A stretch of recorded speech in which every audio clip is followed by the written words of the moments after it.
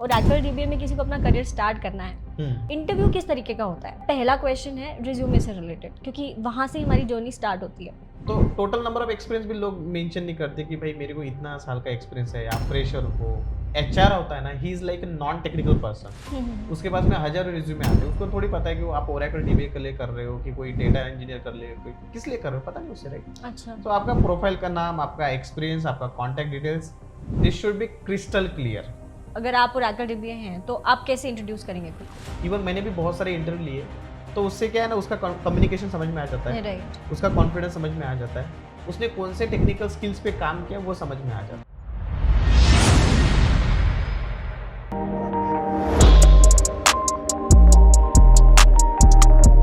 Hello friends, कैसे हैं आप सब? Welcome back to our channel.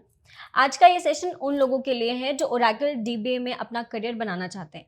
आज के इस सेशन में हम ये डिस्कस करेंगे कि अगर आप ओरेकल डीबीए बनना चाहते हैं तो आपका इंटरव्यू कैसे होगा, कौन कौन सी तैयारी करनी है, रिज्यूमे कैसा होगा, और तो और इंटरव्यू में आपसे किस रिलेटेड क्वेश्चंस पूछे जा सकते हैं। तो बिना किसी देरी के चलिए शुरू करते हैं।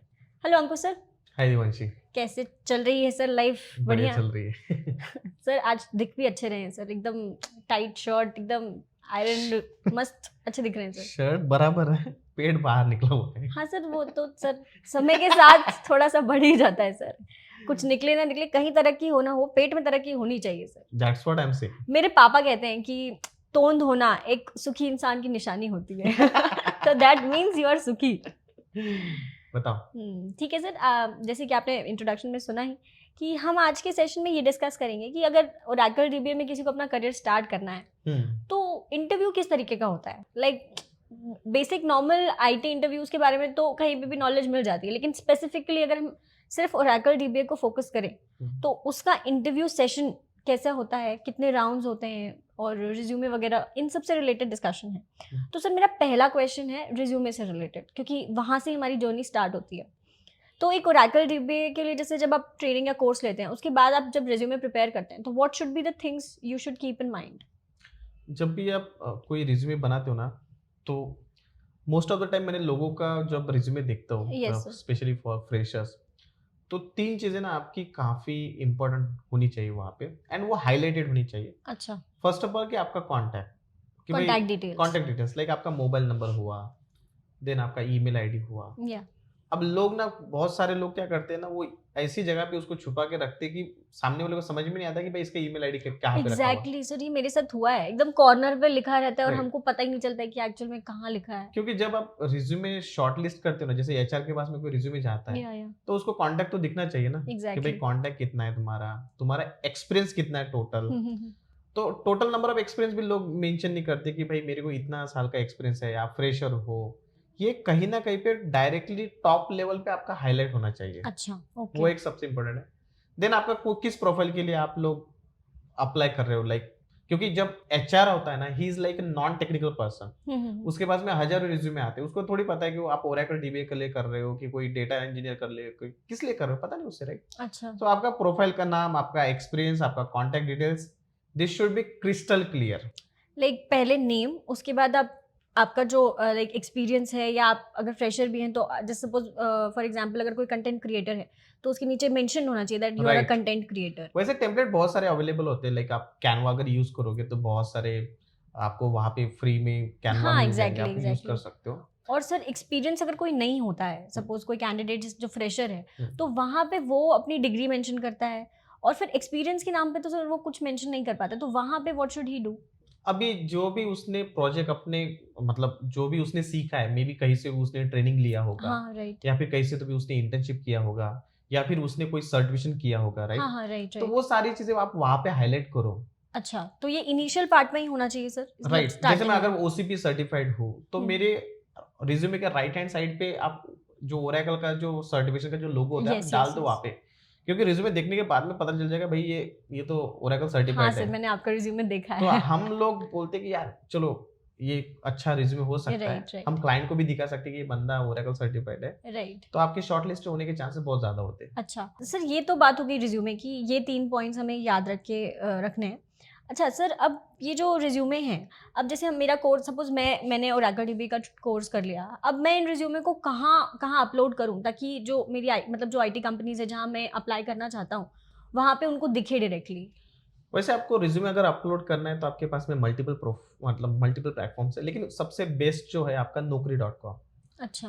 तो naukri.com आपका नॉर्मली इंडिया में बहुत ज़्यादा चलता है, लेकिन आप कोई यूएस से है तो उनके जो जॉब पोर्टल्स है आप वहाँ पे भी अपलोड कर सकते हो। सेकंड होता है आपका लिंक्डइन। आप अपना प्रोफाइल बनाओ, नंबर ऑफ कनेक्शंस बढ़ाओ, लोगों को बताओ कि भाई मेरे को जॉब की ज़रूरत है। अच्छा। तो जो आपके कनेक्शंस है उनको दिखेगा कि अच्छा ही has completed Oracle DB training from Learnomate, and अभी उसको क्या करना है, अभी वो जॉब के लिए ढूंढ रहा है। अच्छा। तो कनेक्शन को पता चलना चाहिए। ओके। तो आप पहला तो नौकरी पे डाल दो, देन आपका लिंक्डइन में डाल दो।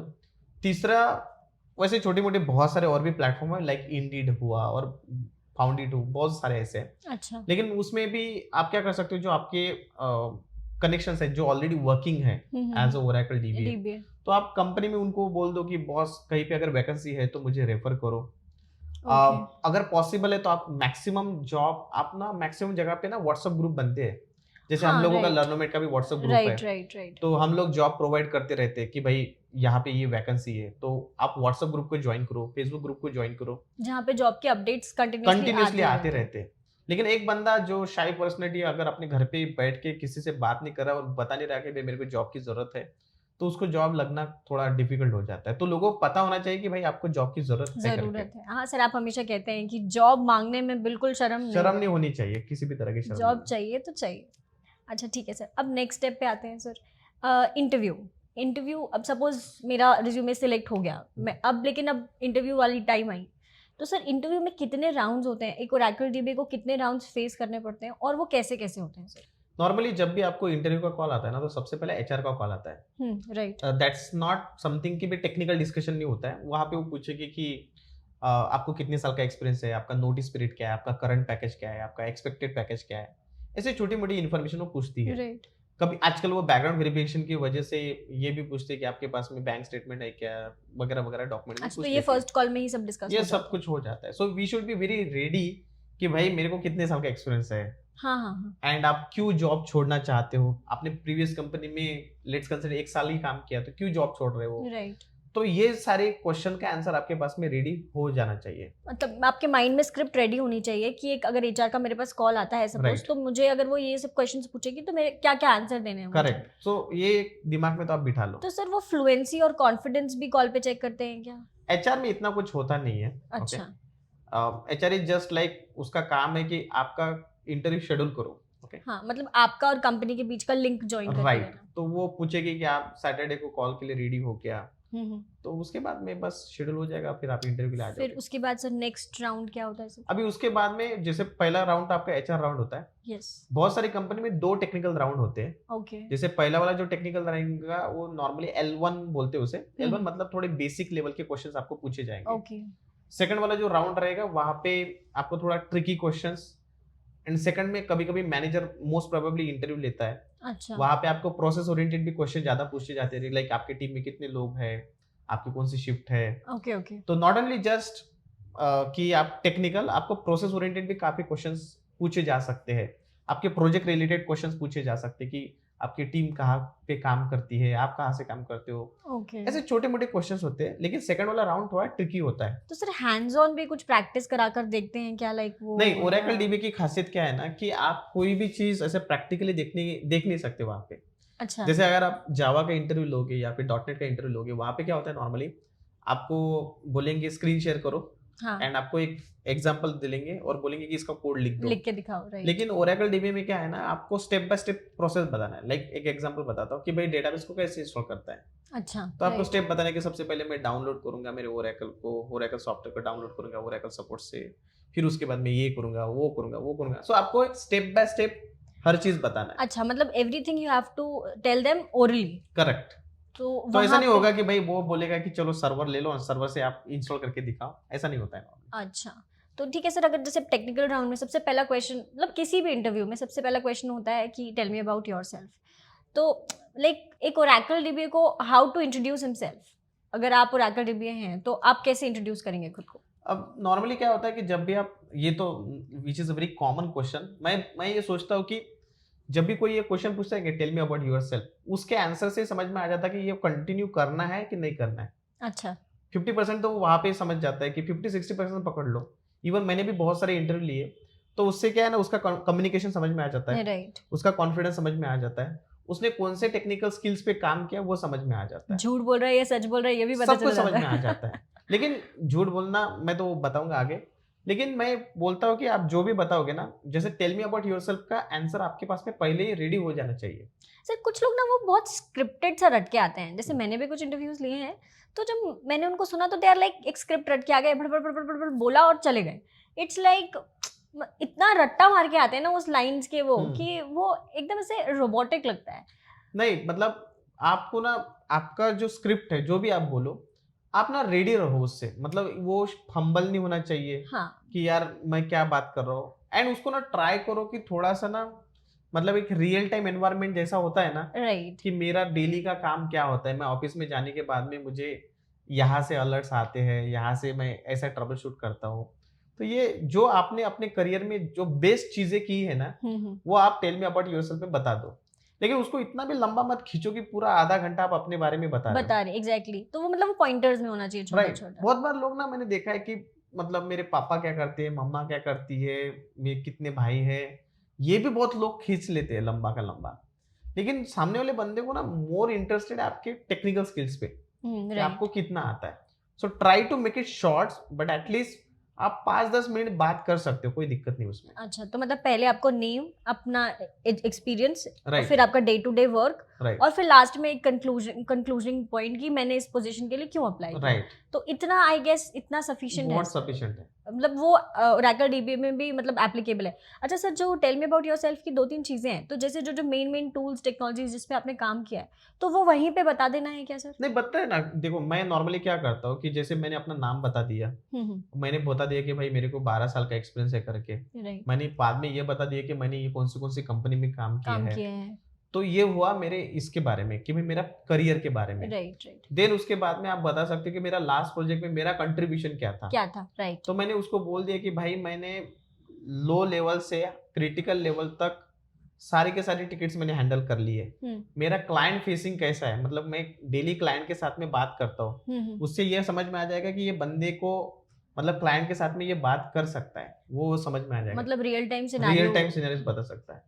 नेक्स्ट थिंग होता है कि आप ये भी बता सकते हो कि आपने कौन से टूल्स पे काम किया। जैसे मैंने बोल दिया कि मैं मॉनिटरिंग के लिए मैं OEM यूज करता हूँ, Oracle enterprise manager. Right. Ticketing tool के लिए मैं सर्विस नाउ यूज करता हूँ, वो मैंने बता दिया।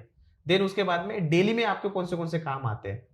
तो आप जैसे फ्रेशर लोग हैं तो आप बता सकते हो कि मैंने database installation, user management, export import, arm and backup, ये बता दो। लेकिन आप कुछ भी चीज ऐसी मत बताओ जिसका आपको पता नहीं है। अच्छा। जैसे बहुत बार ना लोग शान पट्टी मारने के लिए बता देंगे कि भाई मेरे को परफॉर्मेंस ट्यूनिंग आता है। अगर तुमने परफॉर्मेंस ट्यूनिंग बोल दिया और सामने वाले ने अगर तुमको पकड़ लिया तो तुम्हारी लंका लगा देगा वो। अच्छा हाँ राइट, तो मतलब जो झूठ नहीं तुमको बोल रहे हैं। आता है वही मुंह से निकालो, नहीं तो मत निकालो। अच्छा, मतलब झूठ नहीं बोल रहे हैं अल्टीमेटली झूठ बोल के आप ही फंस सकते हैं। करेक्ट। ठीक है सर, ये टेल मी अबाउट योरसेल्फ के बाद वाला जो पोर्शन आता है सर, उसमें अब क्वेश्चंस पूछे जाते हैं। तो क्वेश्चंस कैसे होते हैं? जैसे आपने बताया कि प्रोसेस ओरिएंटेड क्वेश्चंस होते हैं, मतलब सेकंड राउंड में अगर हम देखें तो जो फर्स्ट राउंड में होते हैं जो क्वेश्चंस, वो बेसिक लेवल व्हाट इज वाले क्वेश्चंस होते हैं, या फिर लाइक किस तरीके के क्वेश्चंस सर होते हैं? लॉजिक बेस्ड पहला होते हैं? इंटरव्यू है, सेकंड इंटरव्यू। नॉर्मली पहले वाला जो इंटरव्यू होता है ना, वो सेकंड में नहीं होता है। पहला वाला इंटरव्यूअर आपका वही पूछेगा कि tell me about yourself, second वाले में भी वही पूछेगा। वो क्वेश्चन तो सेम ही है वो आपका, दोनों क्वेश्चन तो जगह सेम पे। है राइट। उसके बाद में पहले वाले क्वेश्चन में एकदम बेसिक क्वेश्चंस रहेंगे कि भाई आप यूजर कैसे बनाओगे, है ना। हाँ, टेबल स्पेस में अगर इशू आए तो कैसे सॉल्व करोगे, ऐसा पूछेगा। मतलब हाउ टू क्वेश्चंस छोटे Right. छोटे छोटे सपोज वाले। लेकिन सेकंड वाले में वो ट्रिकी पूछेगा। मे बी आंसर उसका बहुत सिंपल ही है, लेकिन वो थोड़ा सा घुमा फिरा कर पूछेगा। मतलब लॉजिक रिलेटेड क्वेश्चंस होंगे कि भाई ये सिचुएशन अगर आई तो ये सिचुएशन में तुम कैसे रिएक्ट करोगे, वो वहां पे पूछा जाता है। ठीक है sir, last thing is salary negotiation. कि अगर सपोज मेरे दोनों राउंड्स क्लियर हो गए तो थर्ड राउंड में मुझे सैलरी नेगोशिएशन के लिए बुलाया जाता है। तो वहाँ पे सर खुद को कैसे प्रेजेंट करना है, या खुद को कैसे लाइक आप लोगों को मोल्ड कर सकते हैं उस चीज़ के लिए? तो जैसे सैलरी की जब बात आती है ना, तो आपका जो करंट सैलरी होता है उसके ऊपर ही आपको सैलरी मिलेगा। अब जब आपको पहला ऑफर मिलता है ना, तो नॉर्मली वहाँ पे क्या होता है कि आपको ज़्यादा सैलरी देते नहीं लोग। वो डिपेंड करता है कंपनी टू कंपनी। जैसे अच्छा। अगर आपके पास में कोई ऑफर नहीं है, लेकिन एक बात समझो आप, सैलरी सैलरी का जो डिस्कशन होता है, वो आपका टेक्निकल बंदा नहीं करेगा। जिसने आपको पहले कॉल किया था ना, एचआर। उस एचआर, एक तो एचआर करेगी या फिर एचआर की कोई दूसरी एचआर करेगी। Okay, right. लेकिन वो ऐसा है कि टेक्निकल बंदा आपको ये भी नहीं पूछेगा कि आपका करंट सैलरी कितना है करके। अच्छा, तो टेक्निकल बंदा सिर्फ आपसे टेक्निकल क्वेश्चंस पूछेगा। करेक्ट, वो सैलरी का डिस्कशन एचआर करेगा। तो वहाँ पे फिर वो पूछेगी कि आपका करंट सैलरी कितना है। Right. जैसे लेट्स कंसीडर मेरा करंट सैलरी 5 लाख है, तो आप बोलोगे कि मेरे को 7 लाख का पैकेज चाहिए, 8 लाख का चाहिए। फिर वो बोलेगी कि अरे 8 लाख को तो मैं दे नहीं सकती, मैं आपको 7 लाख तक दे सकती हूँ। अब उस टाइम पे क्या है ना, अगर आपका पहला ऑफर है, लेट्स कंसीडर फर्स्ट टाइम अगर आपको ऑफर मिल रहा है, तो मैं बोलता हूँ आप जितना मिल रहा है ना आप ले लो। सर वहाँ पे काउंटर कैसे करना है उस पार्ट में? वहां पे ना, अगर आपको जॉब की बहुत ज्यादा नीड है तो ज्यादा खींचो मत उसको। अगर 5 लाख का 7, 7.5, 8 तक मिल रहा है तो ले लो। काउंटर करने के लिए आपके पास में फिर भी बहुत काफी टाइम होता है, क्योंकि आपको नोटिस पीरियड पे सर्व करना है। अच्छा, जब आप नोटिस पीरियड सर्व करते हो तो उस टाइम पे आपके पास में मल्टीपल ऑफर आ जाने चाहिए। मतलब आप अलग अलग जगह अप्लाई करते हैं तो करेक्ट। तो okay. जैसे आपके पास में 2-3 ऑफर आ गए, तो आप जिस कंपनी में आपको जाना है तो उसके साथ निगोशिएट करो कि मेरे पास में ये कंपनी का 10 लाख का ऑफर है, अगर आप मेरे को मैच करके दोगे या फिर इसमें अगर आप 1 लाख बढ़ा के दोगे तो मैं आपकी कंपनी में आने के लिए रेडी हूँ। अच्छा, सिर्फ ऐसा बोलना है। मतलब वहाँ पे उस चीज को अगर आपके रिक्वायरमेंट के ऊपर डिपेंड करता है कि आप उसको कितना खींच सकते हैं। राइट। और थोड़ी अनरीजनेबल डिमांड्स भी नहीं करनी चाहिए, मतलब मुझे ऐसे लगता नहीं, है। ऐसा नहीं कि भाई किसी का 5 लाख का पैकेज है फिलहाल और अगर आप 20 लाख मांग रहे हो तो वो भी पॉसिबल नहीं है। पॉसिबल नहीं है। तो आप दिमाग में रख के चलो कि मेरे को सच में जॉब चाहिए, सामने वाली कंपनी वो लेने के लिए रेडी है क्या, वो सारे कैलकुलेशन आपके दिमाग में हो जाने चाहिए। सर एक लास्ट क्वेश्चन जो मेरे माइंड में आ रहा है कि सर ड्यूरेशन कितना होता है सर इन इंटरव्यू सेशंस का, लाइक कितना लंबा खींच सकता है? देखो, अगर सामने वाले बंदे को अगर जल्दी से लेना है ना, तो 3 दिन में आप लोगों का सब कुछ क्लियर कर देगा। मतलब पहला सेकंड, अगर उसको नहीं चाहिए, अगर वो बहुत बार कंपनी में होल्ड पे भी चला जाता है पोजीशंस, राइट। तो होता है कि महीने भर आपको कॉल्स नहीं आएंगे, या फिर आप 15 दिन के अंदर भी आप ऑफर लेटर ले सकते हो। अच्छा, मतलब that depends on situation to situation. And एक लास्ट चीज मेरे को बताना है कि जब भी आप इंटरव्यू के लिए जाते हो ना, या फिर इंटरव्यू के लिए प्रिपरेशन कर रहे हो, तो आप ट्राई करो कि नोटिस पीरियड को थोड़ा सा कम रखने का। अगर आप 3 महीने का नोटिस पीरियड रखोगे तो आपको कोई कॉल नहीं देगा। भले ही आपका 3 महीने का नोटिस पीरियड है, अच्छा, तो आप सामने वाले को बोलो कि मेरा 2 महीने का है या फिर 1.5 महीने का है, एंड उसमें क्लोज करने का ट्राई करो। ओके। तो सर आज का डिस्कशन तो हम ओवर करते हैं यहीं पे। होपफुली बहुत सारे स्टूडेंट्स जो एक्चुअली ओरेकल डीबीए को प्रिपेयर कर रहे हैं और आगे आने वाले टाइम में इंटरव्यू देने वाले हैं, उनके लिए बहुत हेल्पफुल होगा। आपके स्टूडेंट्स जो हमारे पास से ऑलरेडी ट्रेनिंग कर रहे हैं या करके जा चुके हैं, उनके लिए ये सेशन बहुत हेल्पफुल होगा। तो सर ऐसे ही कुछ और ओरेकल डीबीए या और टेक्नोलॉजी से रिलेटेड डिस्कशंस हम करते रहेंगे। आज के लिए बहुत बहुत थैंक यू। थैंक्स। तो फ्रेंड्स, ये था आज का हमारा डिस्कशन। होपफुली आपने इससे बहुत कुछ सीखा होगा। अगर आपको ये वीडियो अच्छा लगा तो do not forget to like and share this video. Do comment कि आपको क्या क्या अच्छा लगा, क्या क्या और इन्फॉर्मेशन आपको चाहिए। साथ ही साथ आप अंकुश सर के व्हाट्सएप चैनल को ज्वाइन कर सकते हैं, जहां वो ऐसे ही जॉब और इंटरव्यू रिलेटेड चीज़ें शेयर करते रहते हैं। Until next time, bye bye.